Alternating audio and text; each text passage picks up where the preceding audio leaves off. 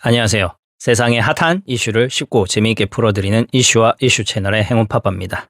또 유출사고가 터졌습니다. 297만 명 정보 유출, 28만 명 CVC 노출. 잊을만 하면 지속적으로 터지니 이제는 화가 나지도 않습니다. 소식 들리자마자 그냥 카드 재발급받았습니다. 예전 사건인데 2014년에 터졌던 카드 3사 개인정보 유출 사건 기억하시나요? 그때 유출된 개인정보 건수가 몇 건인지 아십니까?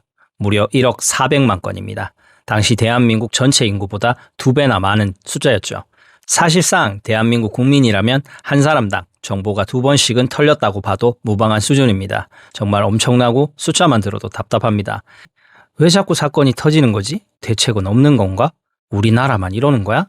바로 옆나라 일본은, 미국은, 다른 선진국들은 괜찮은 거야? 그리고 보상은? 다른 나라 보상은 해주나? 이런 생각들이 드는데 여러분들은 어떠세요? 그래서 오늘 이 이야기를 해볼까 합니다. 자, 그럼 근본적인 질문부터 시작해보죠. 왜 우리나라만 이렇게 심각한 피해를 입는가?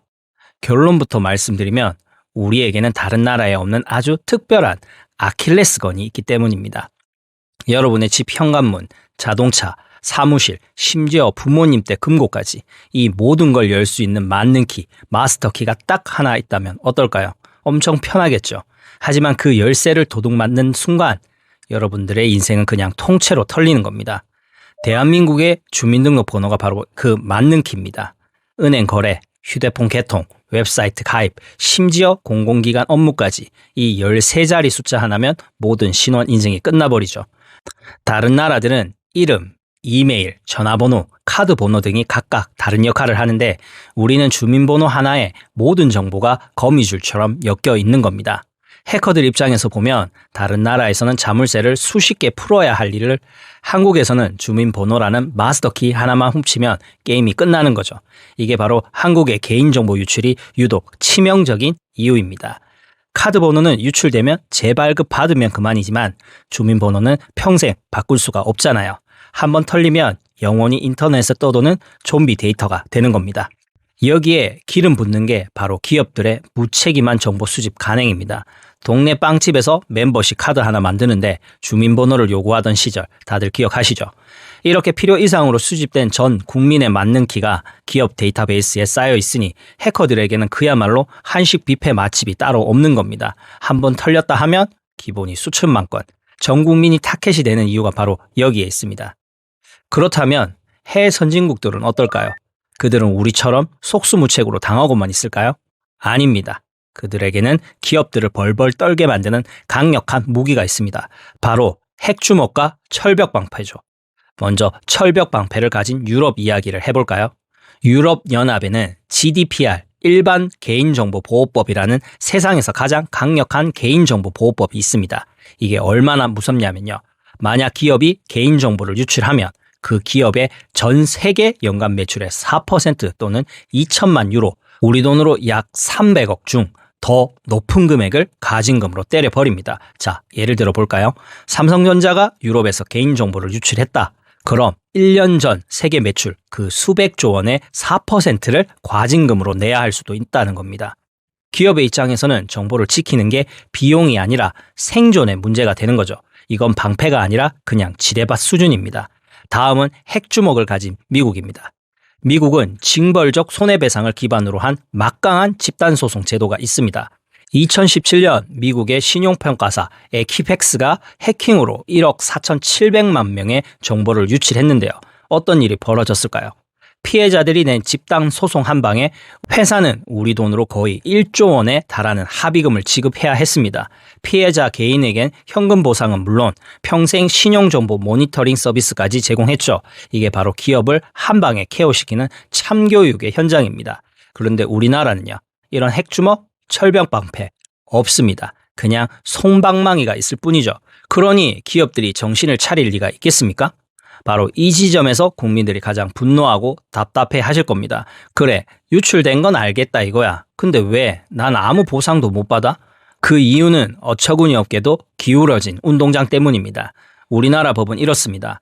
내 정보가 유출돼서 보이스피싱 같은 2차 피해를 입어도 그 피해를 피해자인 내가 직접 증명해야 합니다. 수많은 유출 정보 중에 바로 땡땡 카드사에서 유출된 그 정보 때문에 내가 사기 당했다는 인과관계를 밝혀내야 하는 거죠. 이게 말이 되나요? 예를 들어 도둑이 우리 집에 들어와서 TV를 훔쳐갔는데 경찰이 저한테 와서 그 도둑이 훔쳐간 바로 그 TV를 중고나라에서 팔아서 현금화했다는 걸 영상으로 직접 찍어 오세요. 그래야 범인으로 인정해 드립니다. 라고 말하는 것과 똑같습니다. 피해자가 그걸 어떻게 증명합니까? 사실상 불가능하죠.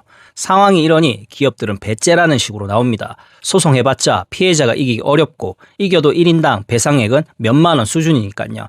정부가 때리는 가징금도 수십억 원 수준이라 수백억을 들여 보안 시스템을 강화하는 것보다 그냥 가징금 한번 내고 말지 하는 게 훨씬 이득인 계산이 나오는 겁니다. 벌금은 그냥 사업하다 보면 내는 세금 정도로 생각하는 거죠. 우리에게 정말 중요한 개인정보가 기업에게는 그저 비용 처리 항목일 뿐이라는 사실 정말 분통 터지지 않습니까? 자, 오늘 이야기를 정리해 보겠습니다. 한국의 개인정보 유출이 유독 심하고 반복되는 이유는 명확합니다. 첫 번째, 모든 것을 깨뚫는 만능키, 주민등록번호에 대한 과도한 의존. 두 번째는 기업의 잘못에 비해 터무니없이 가벼운 솜방망이 처벌. 그리고 마지막으로 피해자가 모든 것을 증명해야 하는 불공정한 법적 시스템. 결국 이 모든 문제의 뿌리에는 기업이 우리의 정보를 목숨 걸고 지킬 이유가 전혀 없다는 냉정한 현실이 있습니다. 유출시켜도 회사가 망할 걱정이 없고 피해자들은 알아서 고통을 감내해야 하는 사회. 이 악순환의 고리를 끊으려면 우리도 이제 변해야 합니다.